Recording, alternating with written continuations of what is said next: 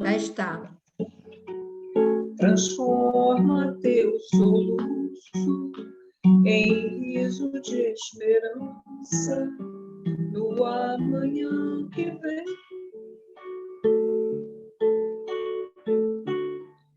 Depois da tempestade surge sempre a bonança, agora ou mais além. Em tua longa estrada só tu tens o poder de transformar espinhos em flores perfumadas, que ao sol da confiança enfeitam teus caminhos. Olhando ao teu redor, verás que almas tristes te pedirão. Tua tristeza esquece, sorri, ampare e aquece, seja o irmão quem for.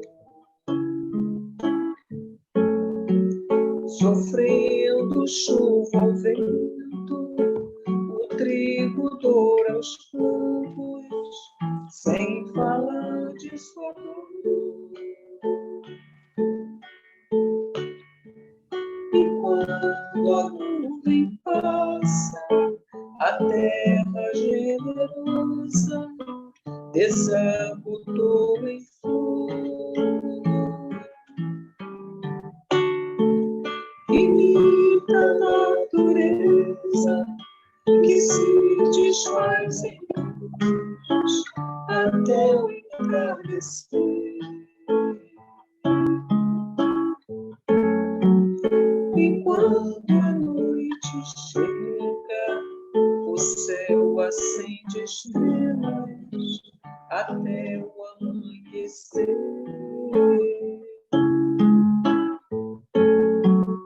E quando a noite chega, o céu acende estrelas até o amanhecer.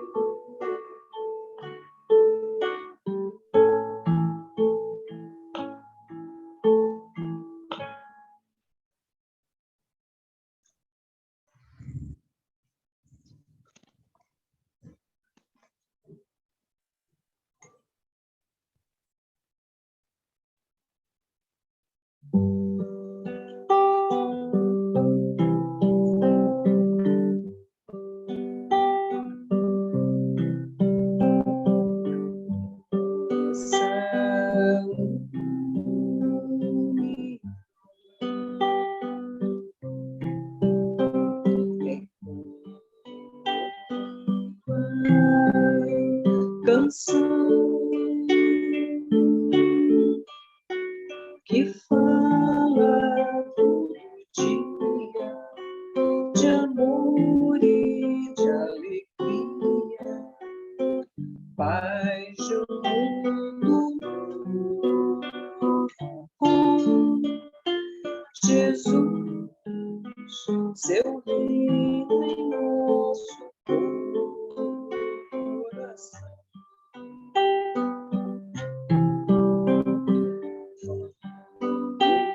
Esteja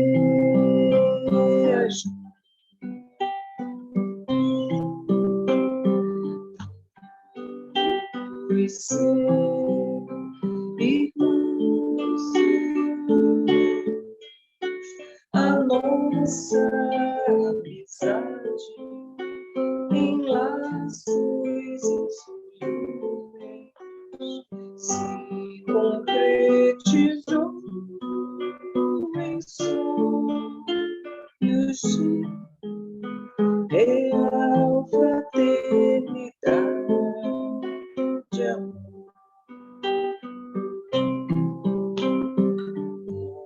Nossa união é como uma canção que fala todo dia de amor e de alegria, paixão do novo povo, Jesus, seu hino em nosso coração.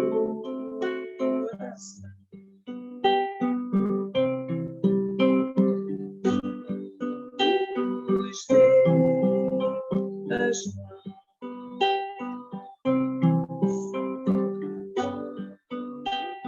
ser irmãos,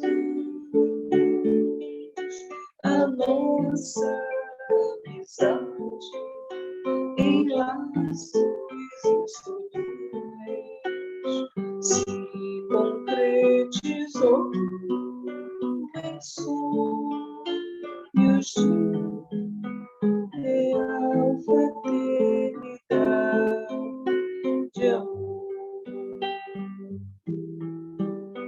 real fraternidade de amor,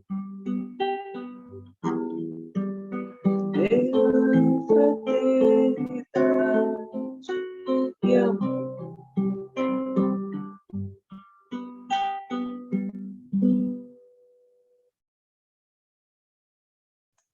Bom, gente, boa noite. Falta só um minutinho, né? Sejam todos bem-vindos. Vamos começar, já designando. Babi quer fazer a prece e a página hoje? Não?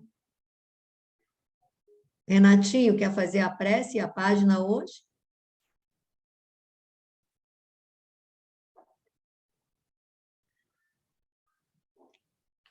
Vou alternar lá com a Glória, então.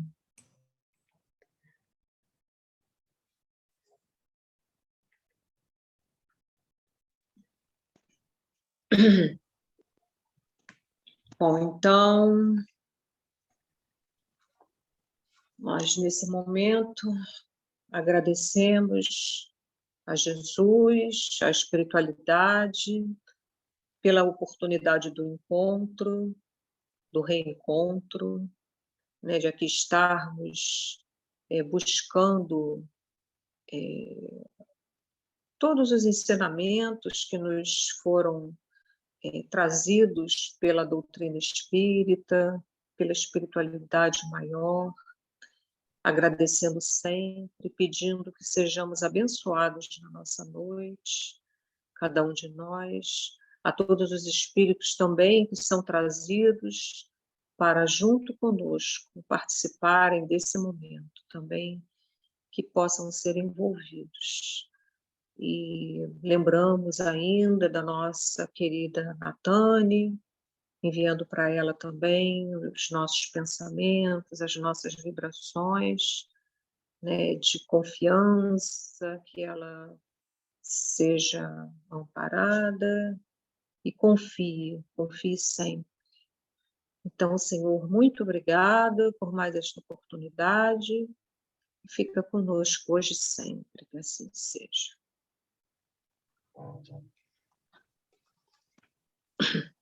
A página é 68, né? Porque nós fizemos a 67, não foi? Isso. Então, é do livro Caminho, Verdade e Vida, pelo Espírito Emmanuel, lição 68, Além Túmulo. E se não há ressurreição de mortos, também o Cristo não ressuscitou.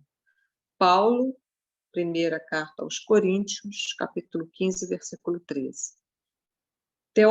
Teólogos eminentes, tentando harmonizar interesses temporais e espirituais, obscureceram o problema da morte, impondo sombrias perspectivas à simples solução que lhe é própria.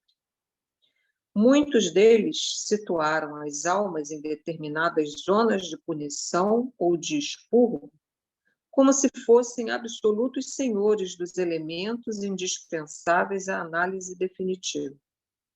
Declararam outros que, no instante da grande transição, submerge-se o homem num sono indefinível até o dia derradeiro consagrado ao juízo final. Hoje, no entanto, reconhece a inteligência humana que a lógica evolveu com todas as possibilidades de observação e raciocínio. Ressurreição é vida infinita. Vida é trabalho, júbilo e criação na eternidade. Como qualificar a pretensão daqueles que designam vizinhos e conhecidos para o inferno ilimitado no tempo?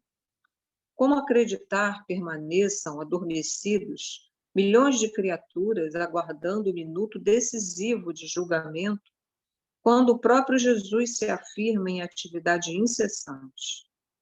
Os argumentos teológicos são respeitáveis. No entanto, não deveremos desprezar a simplicidade da lógica humana. Comentando o assunto portas adentro do esforço cristão, somos compelidos a reconhecer que os negadores do processo evolutivo do homem espiritual, depois do sepulcro, definem-se contra o próprio Evangelho. O mestre dos mestres ressuscitou em trabalho edificante. Quem, desse modo, atravessará o portal da morte para cair em ociosidade incompreensível? Somos almas em função de aperfeiçoamento, e, além do túmulo, encontramos a continuação do esforço e da vida. Essa página, ela complementa, né, de uma certa maneira, a anterior, onde ele falava, ele mostrava, né, que se Jesus se comunicou, né, houve esse intercâmbio, né, com Moisés, é porque a vida depois da morte ela continua, né, ela prossegue, né, e nós já temos a certeza disso, e Emmanuel ele nos mostra que a lógica, né, quando ele diz aqui que a lógica evolveu com todas as possibilidades de observação e raciocínio, mostra que houve um progresso, vamos dizer assim, né, na visão, não é, dessa questão da continuidade da vida, né, depois do desencarne, né? E ele mostra que seria um absurdo sermos condenados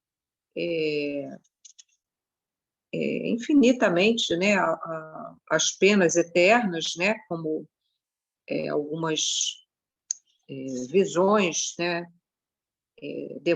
querem declarar, né, e também seria outro absurdo que aguardássemos, não é, a volta de Jesus para que os nossos corpos voltassem a ter né, a sua forma material, não é?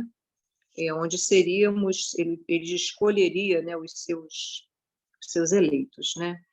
Então, ele diz, olha, os argumentos teológicos são respeitáveis, mas não deveremos desprezar a simplicidade da lógica humana, né? Porque a doutrina espírita, ela nos mostra com toda a simplicidade, não só que a vida continua, mas continua porque existe um progresso incessante, né? Um continuar que não é uma estagnação, nem é uma estagnação gozando de paraísos, não é? E nem sofrendo indefinidamente. Então, a gente, vida, como ele fala, vida é trabalho, é júbilo e criação na eternidade. Então, vida é aqui e vida é lá, né? São dois planos que se complementam, né? Cada um nos ajudando, né? Nós que ainda somos espíritos, ainda com muitas dificuldades, com muitas imperfeições, mas temos a oportunidade, não só no plano material, mas no plano espiritual, de progredirmos, não é? De trabalharmos, de criarmos, de termos uma vida produtiva, né? Então, é isso, né? A vida é cair lá, né? A gente não pode chamar o desencarne de morte, né? Nós que já não temos mais essa visão, né? E é isso, né? É acreditar que eu acho que principalmente agradecer, não é, a sabedoria divina que nos dá todos os instantes oportunidades, né, de refazimento, de recomeço, não é? E de oportunidades, não é? Da gente se refazer, né? Se melhorar, né? Eu acho que esse que é o objetivo da vida, né? Transformação e progresso e evolução, né? E nós estamos inseridos, assim como a natureza, nós também, né, estamos inseridos nesse processo. Pode falar. Alguém mais gostaria de tecer algum comentário sobre essa página, né, que é Além Túmulo, e que fala exatamente, como a Glorinha já colocou, desse trabalho incessante que aguarda a todos os seres, né? Então, o ócio é incompatível com o programa divino, né? A gente acha assim, vida boa, então a vida boa é aquela que a pessoa não faz nada, que só passeia, só se diverte. Se passear e se divertir, de vez em quando, faz parte do programa de refazimento das energias. Mas viver a vida toda no ócio, né, é um atentado à lei divina, que a lei divina nos estimula. Quanto mais evoluídos são os espíritos, mais eles otimizam o aproveitamento do tempo, menos eles descansam. Quando dizem assim, não, se Deus quiser, a gente vai ser um espírito evoluído. Espírito evoluído trabalha sem parar, sem cessar. Não tem tempo, os poucos momentos que eles têm para uso próprio, eles o empregam trabalhando, auxiliando, às vezes, pessoas a quem eles são dedicados particularmente. A gente vê isso lá, a ministra Veneranda, que no horário dela que seria de repouso, ela vai atender o irmão lá necessitado, etc. e tal, e é capaz de ouvi-lo durante 2 horas, né? Uma pessoa ocupadíssima como ela, só para ouvir queixa, né? Que é a nossa tendência, na tendência do espírito ainda, né, retido na inferioridade como nós, a gente só sabe reclamar, não consegue enxergar as oportunidades, que são infinitas, não conseguimos ver a providência divina nos atendendo na hora das dificuldades, na hora que nos aparecem as provações, a gente só consegue reclamar, só consegue murmurar, só consegue. E muitas vezes a inércia é algo que nos paralisa, né? Então, a gente precisa realmente lutar para nos tornarmos criaturas produtivas de maneira saudável, né? Então, alguém gostaria de tecer mais algum comentário a respeito dessa página? Gracinha, chegou assim, pegando o bonde e andando, mas... Achei engraçado, né, a coincidência, né, entre aspas, né, que semana passada foi o desencarne da Natane, justamente o capítulo 67. Agora em diante, esses capítulos falando mais ou menos dessa vida, né, que continua. Mas esse além-túmulo é interessante que ele coloca, né, nós na mesma, não na mesma condição, mas na mesma situação de Jesus, né? Se ele ressuscitou, assim seremos nós também, né? Ressuscitou no sentido de continuação da vida, né? No sentido de se levantar, né? Depois do corpo tombar. E a gente também na mesma condição dele, né? Só isso. Mais alguém? Então, se não puder, a gente vai prosseguindo. E hoje nós estamos começando o capítulo 8, o desastre de Acelino. Quer começar, Gracinha?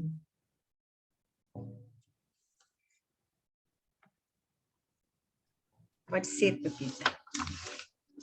Só deixa eu abrir aqui. O desastre de Acelino. Ia dirigir-me a Otávio novamente, quando alguém se aproximou e falou ao ex-médium com voz forte: "Não chore, meu caro. Você não está desamparado. Além disso, pode contar com devotamento materno. Vivo em piores condições, mas não me faltam esperanças. Sem dúvida, estamos em bancarrota espiritual. No entanto, é razoável guardarmos, confiantes, novo empréstimo de oportunidades do tesouro divino. Deus não está pobre."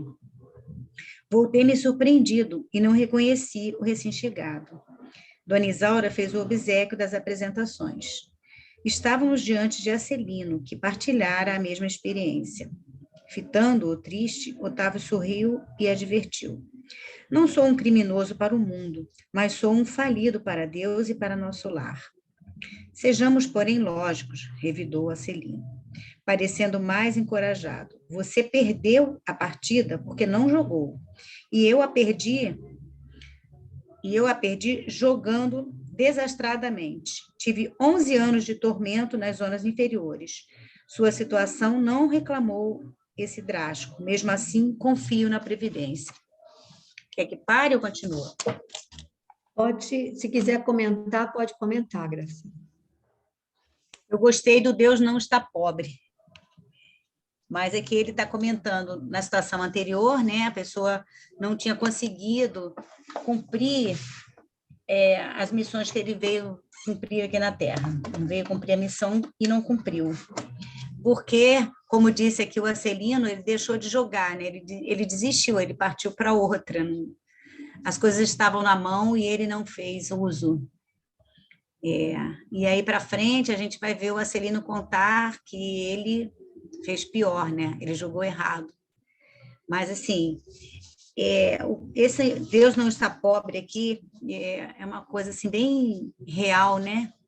Ele sempre está do nosso lado, nos mostrando o caminho e nos dando a mão para levantar novamente. É claro que a gente não tem que ficar indefinidamente caindo, errando e deixando de cumprir deixando de jogar, como diz aqui o texto, porque nós só estamos atrasando nosso caminho, né? E podemos cada vez colher frutos ainda piores. Mas Deus está conosco sempre, preparado para nos auxiliar, levantar e conduzir a nossa vida melhor. Acho que seria isso que eu teria para comentar desse pequeno texto que eu li aqui. Então, nesse pedaço, isso me remete ao trecho que nós lemos de Paulo e Estevão, na colocação belíssima de Paulo de Tarso, quando ele diz que, na realidade, tudo que ele fez, todas aquelas obras maravilhosas, as curas, pregações, as pessoas que ele reconduziu, né, para o caminho do bem, etc. e tal. E aí, quando vem aquela multidão se despedir dele, que ele está indo para Roma como prisioneiro, mas está indo com uma certa liberdade, assim. E aí aquelas pessoas vêm se despedir dele na praia, chorando, homenageando, aquela coisa toda, e ele diz: essas homenagens não são para mim, são para Jesus. Essas pessoas, na realidade, quando o buscavam, na realidade, elas buscavam o Cristo. Como ele era tão fiel nessa palavra, das bênçãos do Cristo, as pessoas conseguiam encontrar o Cristo nele.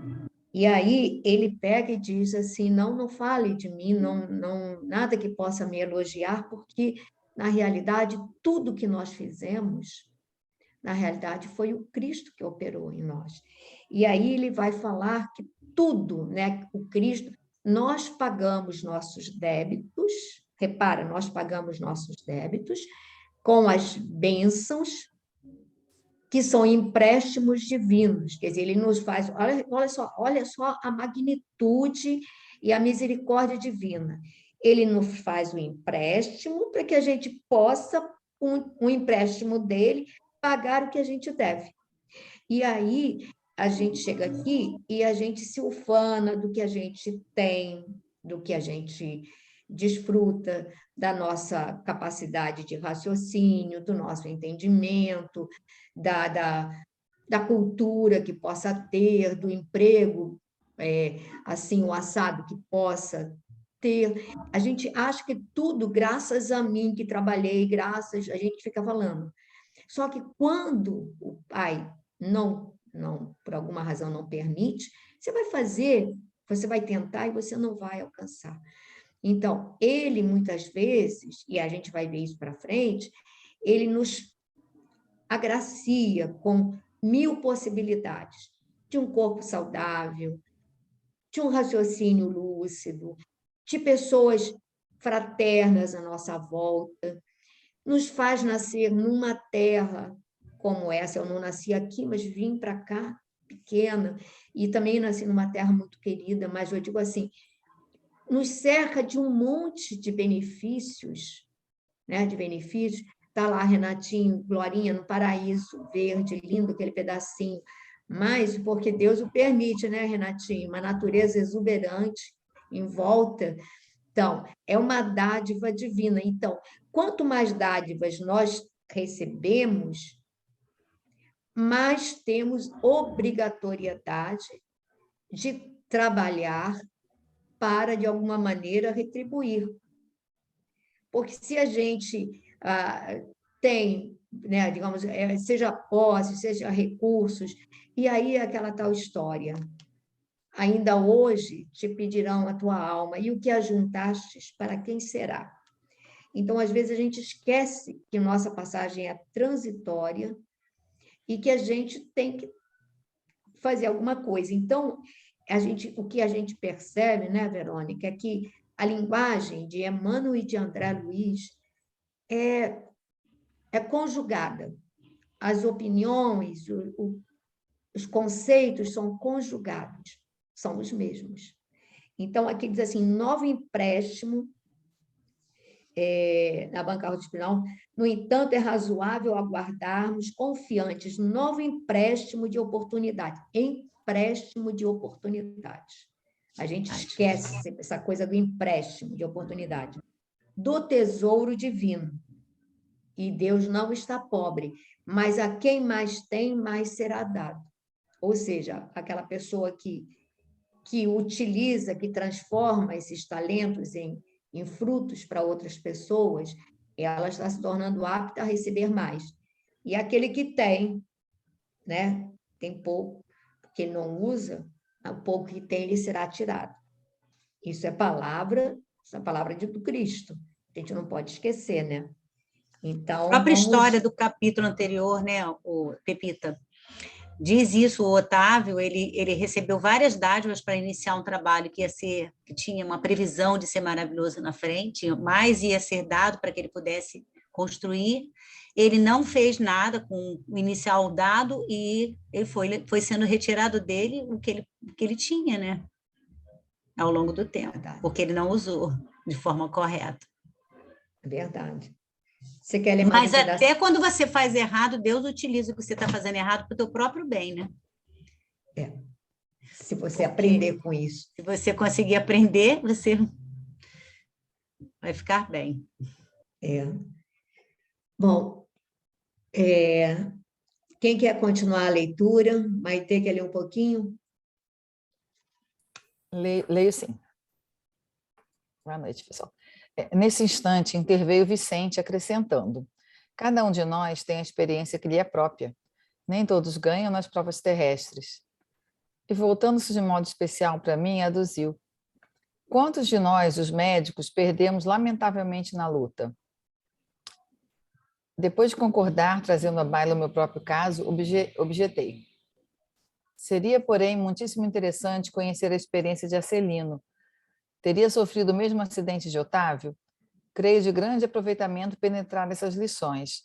No mundo, não compreendia bem o que fossem tarefas espirituais, mas aqui a nossa visão se modifica. Há que cogitar do nosso futuro eterno. Acelino sorriu e obtemperou. Minha história é muito diferente. A queda que experimentei apresenta características diversas e, ao meu ver, muito mais graves. E, atendendo-nos à expectativa, prosseguiu narrando. Também parti de nosso lar, no século findo, após receber valioso patrimônio instrutivo de nossos assessores. Segui enriquecido de bênçãos. Uma de nossas beneméritas ministras da comunicação presidiu em pessoa as medidas atinentes à minha nova tarefa. Não faltaram providências para que me felicitassem a saúde do corpo e o equilíbrio da mente. Após formular grandes promessas aos nossos maiores, parti para uma das grandes cidades brasileiras em serviço de nossa colônia. O casamento estava em meu roteiro de realizações. Ruth, minha devotada companheira, incumbir-se-ia de colaborar comigo para melhor desempenho das tarefas. Cumprida a primeira parte do programa, aos 20 anos de idade, fui chamada à tarefa mediúnica, recebendo enorme amparo dos benfeitores invisíveis. Recordo ainda a sincera satisfação dos companheiros do grupo doutrinário. A vidência, a audição e a psicografia que o Senhor me concedera, por misericórdia, constituíam decisivos fatores de êxito em nossas atividades. A alegria de todos era inexcedível. Entretanto, apesar das lições maravilhosas de amor evangélico, inclinei-me a transformar minhas faculdades em fonte de renda material. Não me dispus a esperar pelos abundantes recursos que o Senhor me enviaria mais tarde, após meus testemunhos no trabalho, e provoquei eu mesmo a solução dos problemas lucrativos. Não era meu serviço igual a outros? Não recebiam sacerdotes católicos romanos a remuneração de trabalhos espirituais e religiosos? Se todos pagávamos por serviços ao corpo, que razões haveria para fugir ao pagamento por serviços à alma? Amigos inscientes do caráter sagrado da fé aprovavam minhas conclusões egoísticas. Admitíamos que, no fundo, o trabalho essencial era dos desencarnados, mas também havia colaboração minha, pessoal, como intermediário, pelo que devia ser justa a retribuição. Parou aqui? Para aí. Pode comentar. É interessante que então, do mesmo modo, né, que do capítulo anterior, ele também acaba ele acaba sendo muito preparado, então ele vai vir nessa encarnação com muita saúde, uma mente equilibrada e provavelmente bem aguçada, então ele foi extremamente bem preparado, né? Inclusive, como ele diz, né, a ministra da comunicação presidiu as medidas da tarefa dele, então assim, ele veio super bem preparado e cheio de dons, né? Dons no sentido de dádivas para poder, não dádivas, de atributos, né, para cumprir bem sua função. E, inclusive, uma das coisas que serviria de apoio e ajudaria seria o casamento que ele realizou. Mas aí ele começou a se tornar ganancioso, sei lá, ávido pelo dinheiro, né? E começou, então, a tentar explorar comercialmente, com lucros, o trabalho dele de vidência e de todo o trabalho dele espiritual. E aí é interessante, né, as justificativas, quando a gente quer encobrir uma desculpa para as nossas coisas que a gente sabe que são falhas, a gente acaba encontrando desculpas. Então ele encontrou vários exemplos, né? O trabalho era dos desencarnados, ele era intermediário, mas ele também então tinha uma função importante por ser intermediário, ele merecia ser recompensado. Compara com os padres, né? Que recebem uma remuneração para cumprir os trabalhos espirituais e religiosos, né? Então, assim, eu vejo um pouco isso, né? Ele, e aí encontrou também, claro, os amigos que, né, na hora que você quer ouvir uma palavra de concordância, você vai em quem vai concordar com você, então ele acaba se juntando com amigos que aprovam, né, essas conclusões dele, né? Então, pelo que parece, né, cedo ele começou a trabalhar na espiritualidade, a trabalhar num grupo e a ser muito importante colaborador desse grupo, mas daí ele começa a querer, então, ter um ganho material desse dom dele. E daí começa, né, começa realmente a sair do caminho traçado. Acho que é só isso. Na realidade, quando eu conheci seu Arthur, ele falava de um médium que ele fez parte do grupo Ismael, e seu Arthur começa no início do século XX, seu Arthur começou ele já partiu, o mandato mediúnico dele. E aí ele falava de um médium, eu esqueci o nome, que era de capacidades, assim, impressionante a mediunidade dele, a precisão, vidência, audição, psicografia, tudo. E ele fazia parte desse grupo e se perdeu. Aí ele falou assim, não, uma vez eu encontrei com ele, mal carrão, ali na Avenida Rio Branco, coisa e tal. E aí ele falando assim da queda, né? E a gente fica achando que, bom, o médium caiu, ele caiu sozinho. Na realidade, repara o que ele fala aqui, ó. A vidência, a audição e a psicografia que o Senhor me concedera por misericórdia constituíam decisivos fatores de êxito em nossas atividades. A alegria de todos era inexcedível. Aí, quando ele opta para usar esses dons, que eram realmente, assim, como é que vou dizer assim, bem definidos, que eram, assim, incontestáveis, ele compromete não apenas a ele, mas compromete toda a programação daquele grupo onde ele está inserido. E não é só do grupo de encarnados, do grupo de desencarnados. E aí, às vezes, o médico começa a dizer, não, estou trabalhando, começa a achar que ele é o bambambam do grupo, porque ele vê e começa a se achar acima da condição das demais pessoas e ele não percebe que ele está caindo, né? E começa a achar que, digamos assim, não, porque esse trabalho, porque isso aqui... Gente, a gente está no trabalho, estamos num grupo, para socorrer. Cada criatura que, de alguma maneira, o grupo, né, possa socorrer, aquilo retorna para nós como dádiva, como multiplicação daquelas dádivas. Agora, imagina nós, assim como às vezes a gente vê certas pessoas, certos médios, imagina a pessoa selecionando. Fulano a gente atende, fulano que é um caso tranquilo, fulano não atende, fulano... Não existe isso, não pode existir isso. E aí a gente não percebe que, olha, eu me lembro quando nós tivemos o primeiro contato com um companheiro espiritual, irmão João, que até hoje trabalha com a nossa casa, como ele ficou triste, porque nós o conhecemos através de uma outra médium que trabalhava num outro grupo, e, de repente, essa médium, infelizmente, começou a permitir a interferência de outros espíritos, coisa e tal, parará, e até que, digamos assim, não deu certo.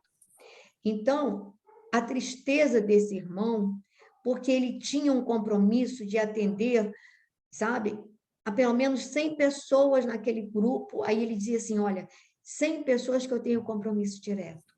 Fora que quando você atende uma pessoa daquela família, você não atende só aquela pessoa, você vai atender a família. Então, aquelas 100 pessoas se multiplicam por 500, né? Então, imagina aí a médium pega e diz assim, porque não tenho mais sossego, porque as pessoas me solicitam, porque não sei o quê, estou trabalhando demais, e joga para o alto, E aí, de repente, você perde a oportunidade de, através daquele trabalho, às vezes desgastante, mas é aquele trabalho que nos permite, de alguma maneira, aliviar um pouco a carga de débitos que são imensos que a gente traz. e a pessoa não consegue perceber. E aí, a tristeza, porque, digamos assim, ele vai ficar parado? Ele ficou parado? Não. Ele partiu para novas frentes de trabalho. Mas o trabalho que ele teria que realizar com aquele grupo fica, às vezes, muito comprometido. E a gente não tem ideia.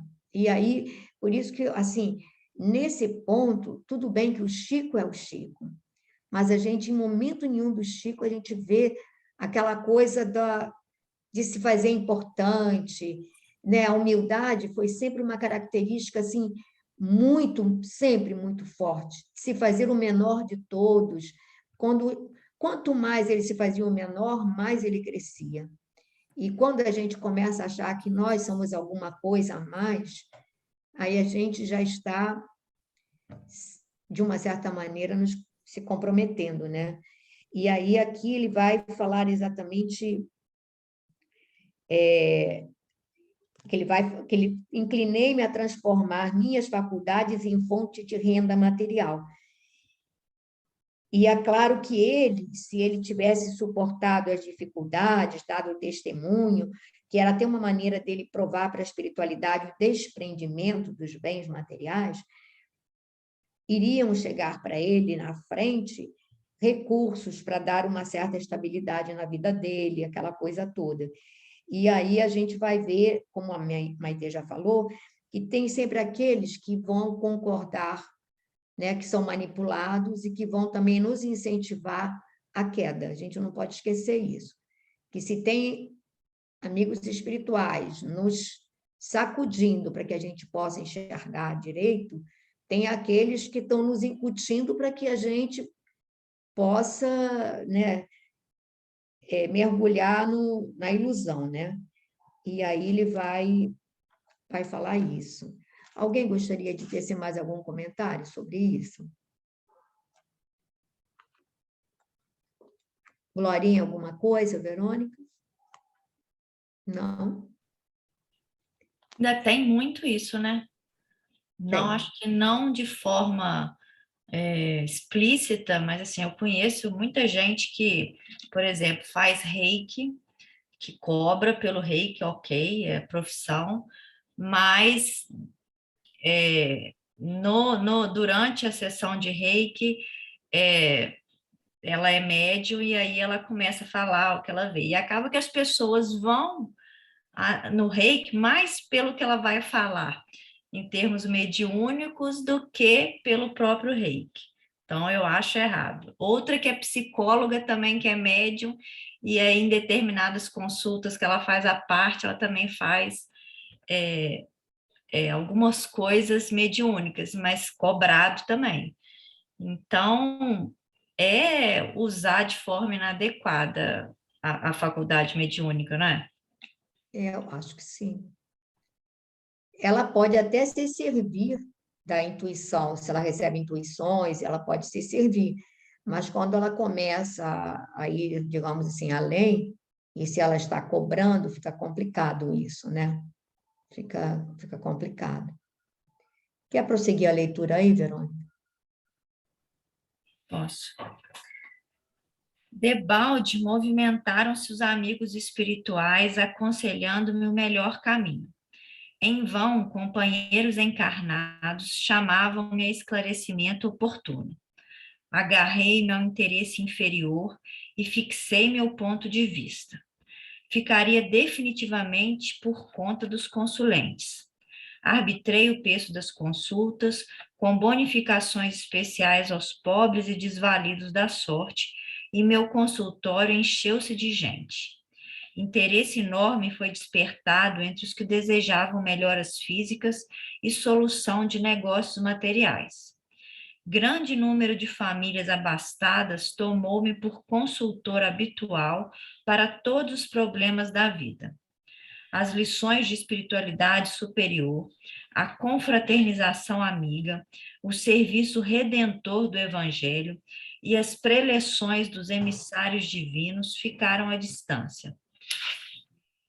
não mais a escola da virtude, do amor fraternal, da edificação superior, e sim a concorrência comercial, as ligações humanas legais ou criminosas, os caprichos apaixonados, os casos de polícia e todo um cortejo de misérias da humanidade em suas experiências menos dignas.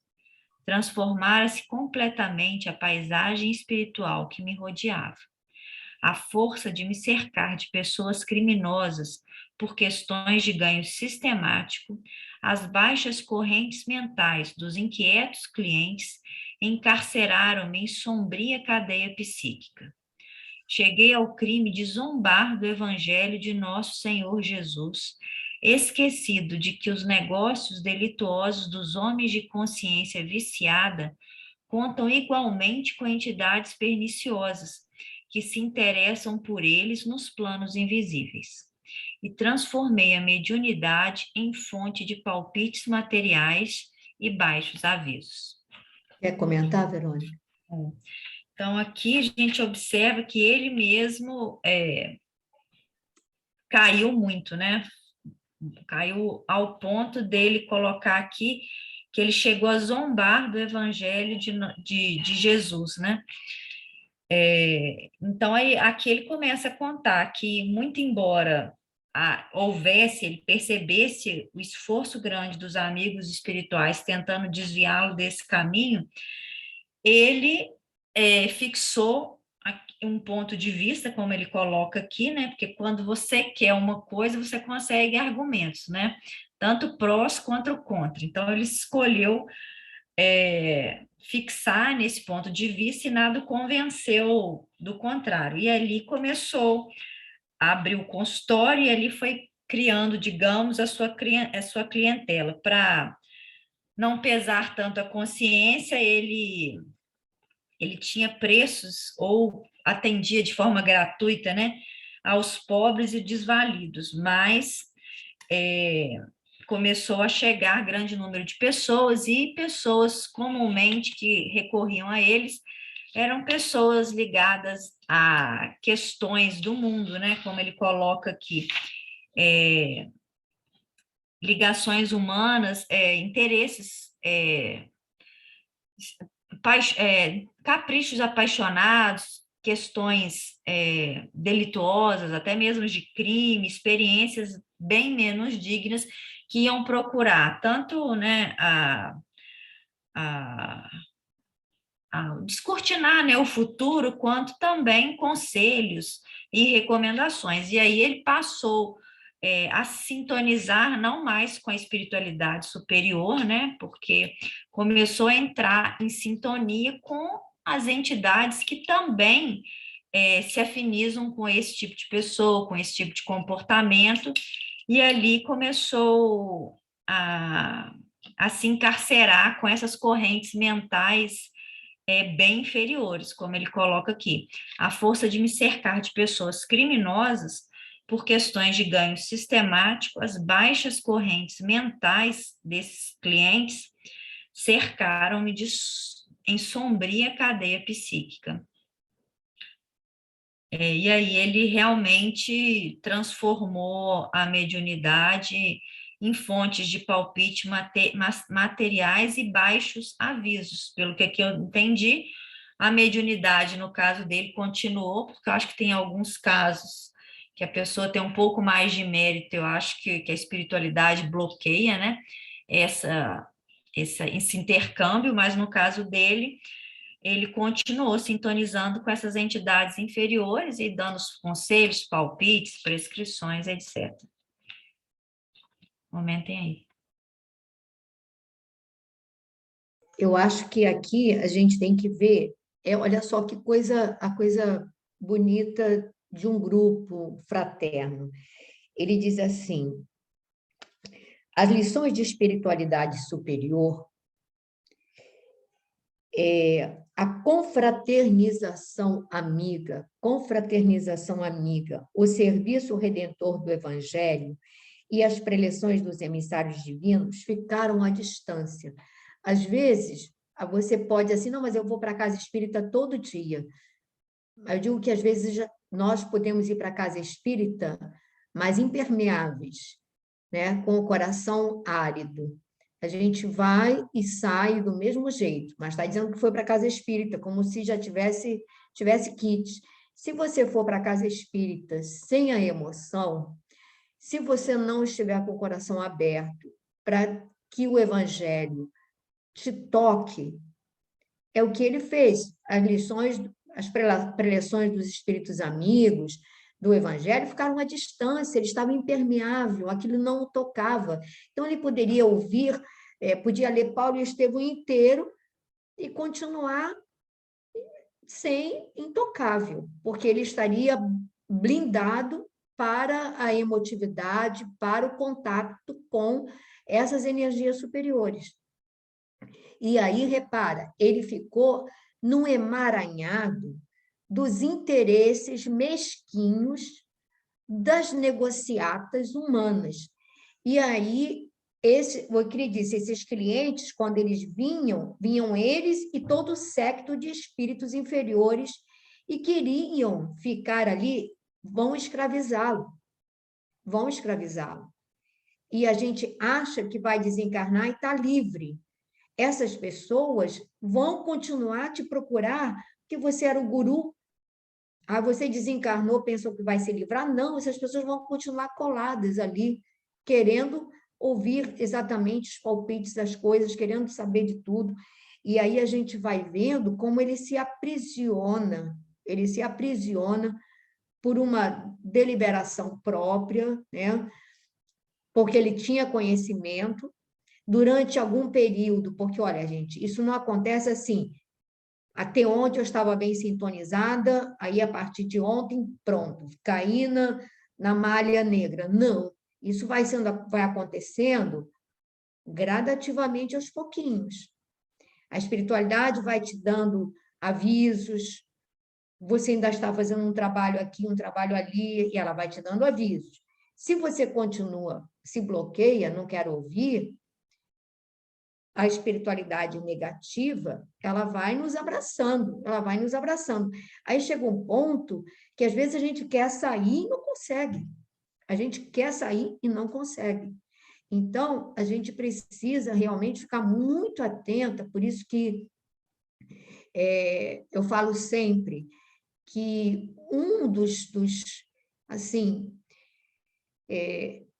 que pode aferir como nós estamos é a nossa emoção. Se eu leio um trecho e não me toca, e parece que não está errado, gente. Eu li, não me emocionei, aquilo não teve eco, não teve ressonância no meu coração. Eu estou impermeável, eu estou blindada. Eu posso estar na casa espírita, eu posso estar ao lado do Chico, mas o Chico está com a luz dele e eu estou embrulhada na minha sombra. Então, a gente não se iluda. E temos que realmente prestar atenção como está a nossa emotividade, como estamos diante dos problemas que nos cercam, né? Para que a gente perceba, e é por isso que eu acho que todos deveríamos ter, assim, qualquer trabalho que nos vincule às pessoas mais necessitadas, mais carentes, um contato que seja, sei lá, é uma vez por mês, é uma vez por semana, é uma vez, mas para que a gente consiga sair do nosso mundinho, e quando você percebe a realidade de outras pessoas, as necessidades, as dificuldades, se você consegue se emocionar com o problema de algum deles, sabe? Alguma coisa que nos tire, senão a gente fica acomodado à nossa vidinha estável, confortável, distante do sofrimento. A Abigail dizia para Paulo, dos filhos do Calvário, e a gente vê a emoção dele ali, quando ele lembra dela e vê aquela multidão de pessoas sofridas, maltrapilhas, que o buscam, e ele lembra dos filhos do Calvário. Então, agora ele conseguia se sentir conectado com eles.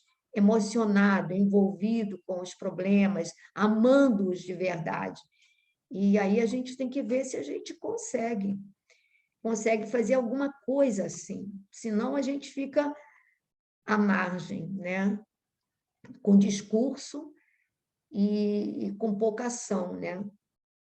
O que vocês acham? Você acha que eu estou viajando na maionese? Não, concordo plenamente. Senão fica muito automático, né? A gente passa a não sentir mais, fica tudo no automático. É. Eu acho que todos nós temos assim, ó.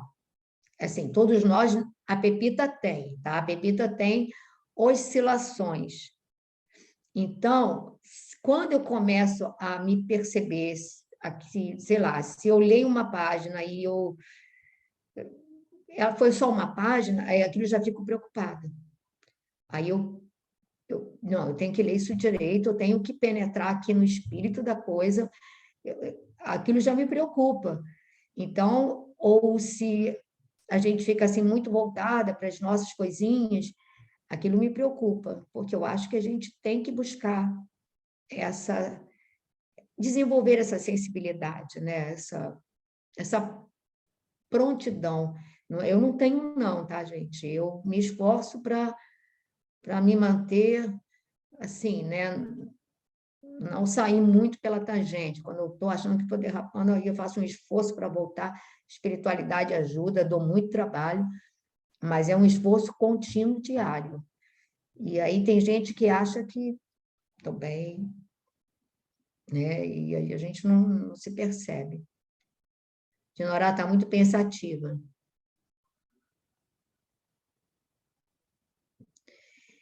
Então, Engraçado que essa semana a juíza que eu trabalho perguntou se eu gostei da remoção. Aí eu falei assim, eu gostei, porque antes eu brigava, agora eu só choro.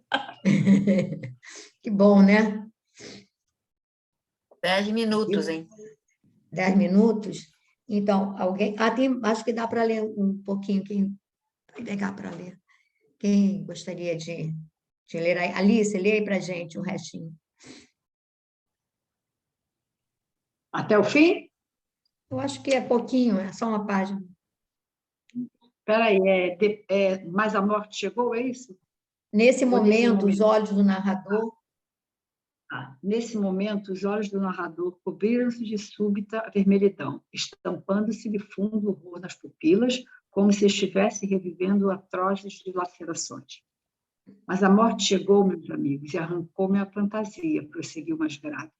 Desde o instante da grande transição, a ronda escura dos consulentes criminosos que me haviam precedido no túmulo odiou-me a reclamar palpites e orientações de natureza inferior. Queriam notícias de cúmplices encarnados, de resultados comerciais, de soluções atinentes a ligações clandestinas. Gritei, chorei, implorei, mas estava algemado a eles por sinistros elos mentais, em virtude da imprevidência na defesa do meu próprio patrimônio espiritual. Durante 11 anos consecutivos, expiei a falta, entre eles, entre o remorso e a amargura. Marcelino calou-se, parecendo mais comovido, em vista das lágrimas abundantes. Fundamente sensibilizado, Vicente considerou: que é isso? Não se atormente assim. Você não cometeu assassínios, nem alimentou a intenção deliberada de espalhar o mal. A meu ver, você enganou-se também, como tantos de nós. Marcelino, porém, enxugou o pranto e respondeu: não fui homicida nem ladrão vulgar, não mantive propósito íntimo de ferir ninguém, nem desrespeitei alheios, lares, mas, indo aos círculos carnais, para servir as criaturas de Deus, nossos irmãos, auxiliando-os no crescimento espiritual com Jesus,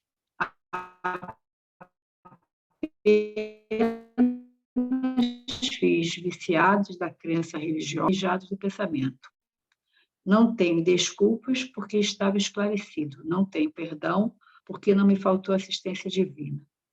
E depois de longa pausa concluiu gravemente: podem avaliar a extensão da minha culpa? Ponto. Pode comentar, Pepita. só para fechar, que a gente está encerrando, aí ele vai falar desses 11 anos que ele ficou atrelado, né, amarrado a esses consulentes que só queriam o atendimento dos seus caprichos, de interesses mundanos e levianos, e, digamos assim, superficiais. E aí, mentalmente, magneticamente, ele estava enredado com eles. E é provável que, quando ele reencarne, ele continue, ele vai ser cercado novamente por essas pessoas para reeducá-las, porque ele, de alguma certa maneira, repara o que ele diz aqui, indo aos círculos carnais para servir as criaturas de Deus, nossos irmãos, auxiliando-os no crescimento espiritual com Jesus, apenas fiz viciados da crença religiosa e delinquentes ocultos, mutilados da fé e aleijados do pensamento, porque ele era aquela coisa da consulta para você, qualquer coisinha, e repara que ele se cercou de famílias abastadas que o consultavam para tudo. Aí a pessoa passa a ser convidada para almoços, para festinha, aí você pensa que é porque a pessoa gosta da pessoa. Não, é o interesse daquela pessoa que está ali como guru para atender a todos. A pessoa se sente segura com aquela pessoa ali dando os palpites, dando as coisas. E aí a gente não se dá conta do comprometimento, né? E na medida em que os interesses da pessoa se tornaram mais materializados, a frequência, né? O grupo espiritual que cercava esse médium era um grupo extremamente infeliz, né? Sombrio, né? Como a Verônica já falou, extremamente voltado para coisas materiais e coisas menos edificantes. Então, ele perdeu toda a proteção. Ele que foi preparado, como disse no início, a Maite lembrou, pela ministra da comunicação, pela própria ministra. Os espíritos elevados trabalharam para cuidar de tudo, para que ele tivesse todos os pré-requisitos, todos os instrumentos para realizar a tarefa com sucesso, e, no entanto, ele enveredou por esse lado. Primeiro, porque ele achou que ele podia, né? E depois ele partiu para essa exploração, né? Bom, a gente tem 5 minutinhos. Alguém gostaria de ter algum comentário breve sobre o capítulo? Senão, eu vou pedir a Glorinha e Renato para cantarem para a gente.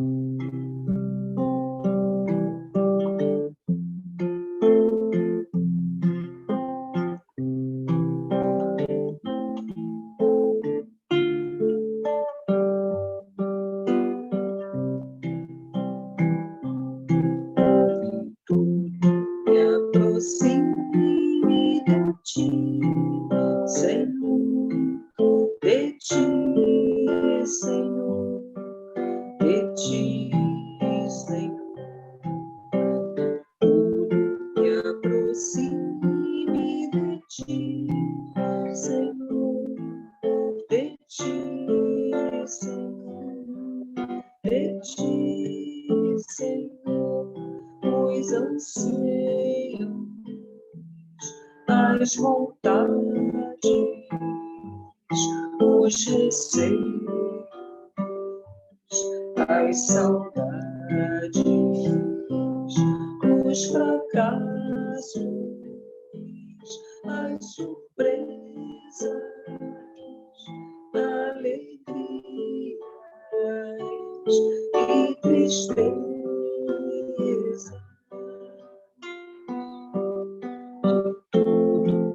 Aproxime de ti, Senhor, de ti, Senhor, de ti, Senhor, e tudo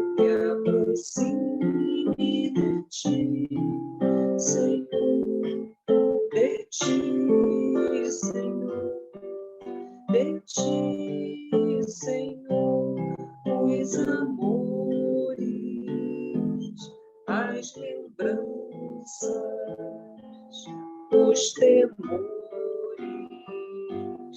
e esperanças, as jornadas cansativas, sonhos mortos, dores vivas.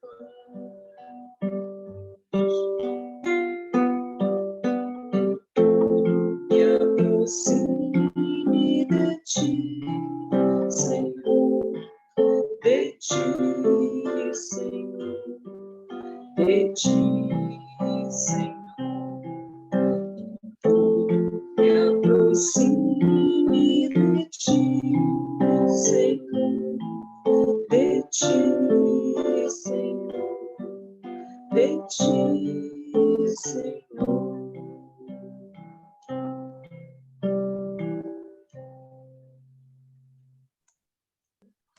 Então, nós vamos fazer a nossa prece agora, agradecendo a Jesus pela oportunidade desses momentos em que nos reunimos em seu nome, para estudar, para refletir, para aprender de alguma maneira, através dessas obras tão ricas de ensinamentos, tão primorosas. Obrigada, Senhor, pelo acesso a essa doutrina de luz. Obrigada, Mestre, por essa tecnologia que nos permite estar juntos, mesmo distantes, que nos permite realizar esses estudos em Teu nome, Senhor. Te pedimos, Mestre, que neste momento possas visitar os nossos lares, possas abençoar a cada um de nós. Pedimos também pela nossa irmãzinha Rose, que se encontra no hospital com a sua mãe, que elas possam ser amparadas, que elas possam ser, de alguma maneira, fortalecidas, para que possam cumprir a missão que lhes cabe. Abençoa-as, Senhor. Renova-lhes o ânimo, a coragem para a luta, a resistência, a paciência, Senhor. Mas pedimos também para todos nós o mesmo, porque todos temos dificuldade de exercitar a paciência, a humildade, a tolerância, de sermos mansos e pacíficos, de aprender contigo e seguir-te os passos da humildade e do amor. Pedimos por todos os espíritos que possam estar conosco, necessitados de entendimento e de compreensão. Mais uma vez, Senhor, pedimos pela nossa amiga Natânia, que onde ela esteja, ela possa receber o nosso carinho, as flores do nosso coração, que possam chegar a elas com o nosso sorriso, com o nosso afeto, renovando-lhe o ânimo, a certeza de que não há distâncias para o amor, renovando-lhe a confiança, na certeza de que o mesmo Pai que cuida dela, cuida dos seus amores aqui na Terra. Então, que todos possam ser amparados, fortalecidos, para que possamos, Senhor, ser dignos de Ti, da Tua misericórdia e das Tuas bênçãos. Que assim seja.